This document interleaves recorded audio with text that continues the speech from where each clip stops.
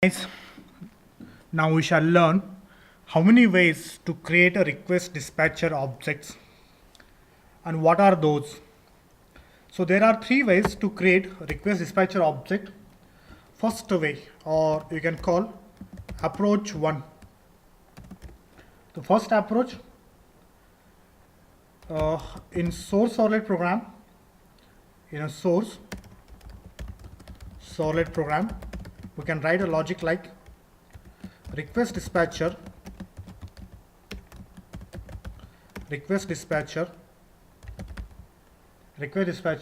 rd. So here is my request dot get request dispatcher. I can call the method called get request dispatcher, and here you can pass the URL like welcome servlet. Okay, fine. Now this is the URL pattern. Here the URL pattern, this welcome servlet is the URL pattern of destination servlet program. Welcome servlet is the URL pattern of destination servlet program, and also keeping slash, let me use single quote, keeping slash is optional here, is optional. Okay, fine. So here I got request dispatcher. Next, let me forward or include. Let me perform forward or include operations. So forward, rd.forward. Here you need to pass request object, comma response object, request object, comma response object. So here let me give the comments for your understanding. Source servlet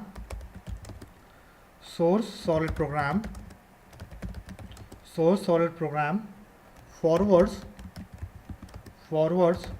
the request to destination servlet program, or let me add include, or you can perform include operation also. So instead of forward, include request, comma response. Source servlet programs includes, not forwards, includes the request, includes the, not request, it's an response. I made copy paste, response of destination servlet program. This is first way. This is approach 1. Okay, approach 1. Second, let us see second. Control C, Control V. I copied and pasted to overcome the typing speeds. Approach 2. In source servlet program, what the code need to write? What's the code need to write? Here I need to get the request dispatcher object by using ServletContext. SC assignment operator, get ServletContext.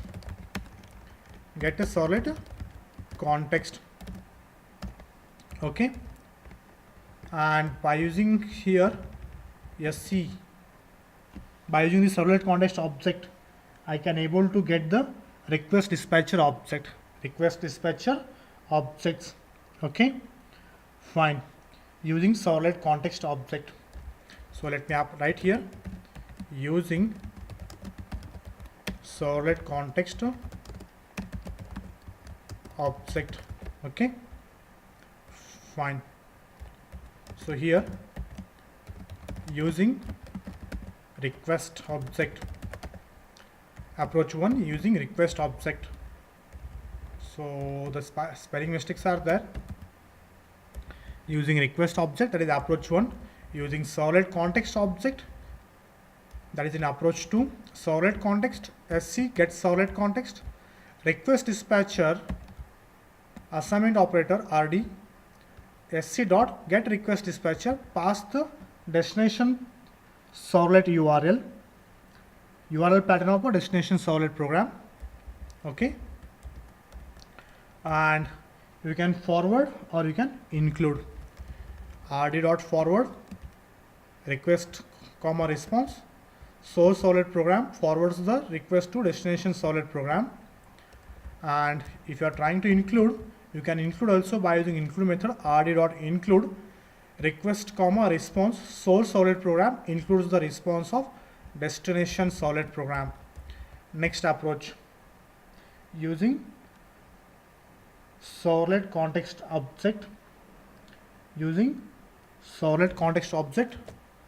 so here approach 3, let me write here, using ServletContext object with get named dispatcher. Okay, fine boss. So here also ServletContext, the code in source program, ServletContext sc assignment operator getServletContext. Here I got ServletContext object, and here instead of request I need to pass here as a sc ServletContext, and welcome servlet is the URL pattern of our destination servlet program, and keeping slash is optional. Finally, rd.forward. So here instead of RequestDispatcher, I can call here get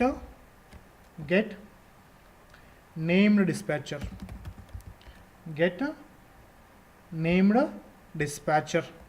And slash is anyhow optional, need not to keep here. Logical name of destination servlet program. Here welcome servlet is the URL pattern. Here instead of this welcome servlet, okay, here welcome servlet is the logical name, not a URL pattern. Let me keep here logical name of a destination servlet program, means here we have to pass the logical name and need not to use the slash.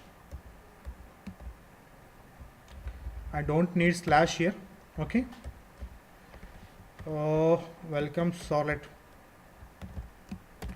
Okay, fine, either servlet logical name, or you can call servlet name, or you can call servlet hyphen name, which is configured, which has been configured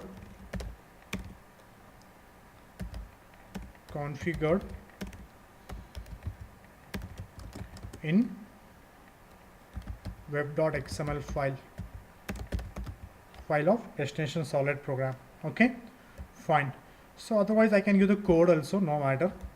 So you can have this code. Okay,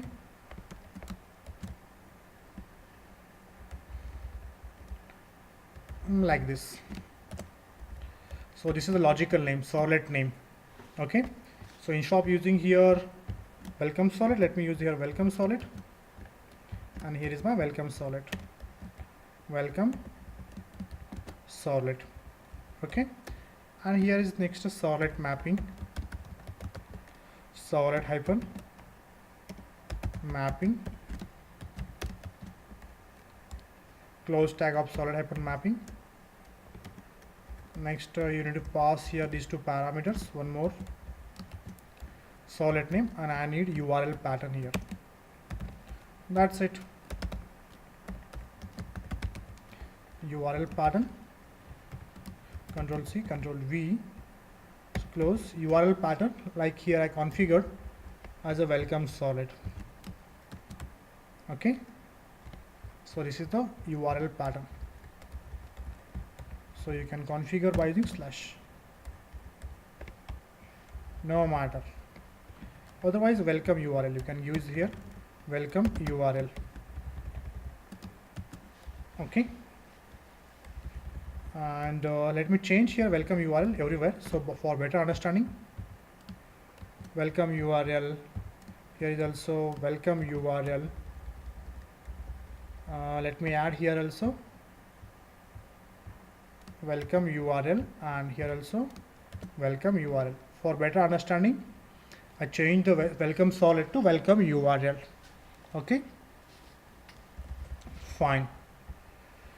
Okay boss, so these are the three ways.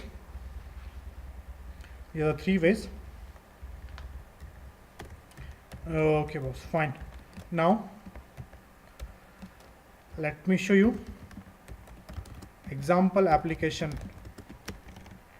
example Java web application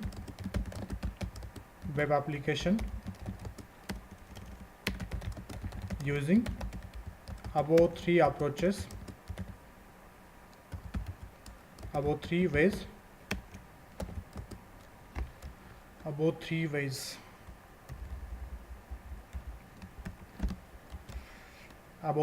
to create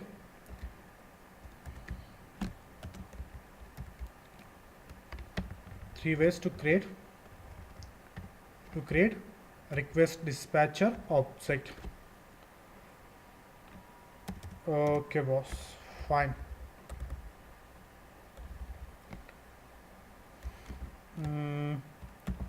Dispatcher, spell mistakes are there everywhere because I am not too good in typing. I'm not a typist. As a programmer, I don't need to care about those typing, but for the node's sake, sometimes the mistake happens. We need to create the deployment directory structure. So first of all, let me create the deployment directory structure.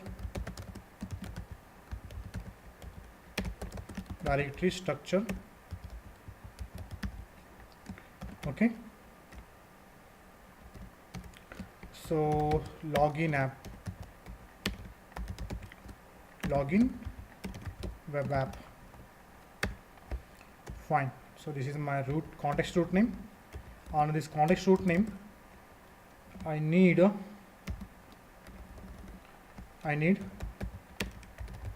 login.html. Under this, let me copy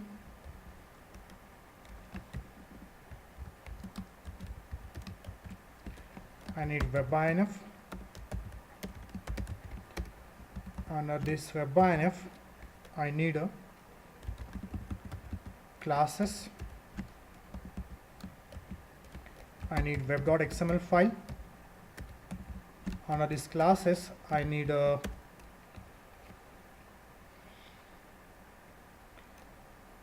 source servlet.java, and I need destination servlet.java. Okay boss, as well as classes file will decide, and star.class file. Okay, if you start working with the JDBC along with the servlet, then we need lib folder, also. Okay boss, fine.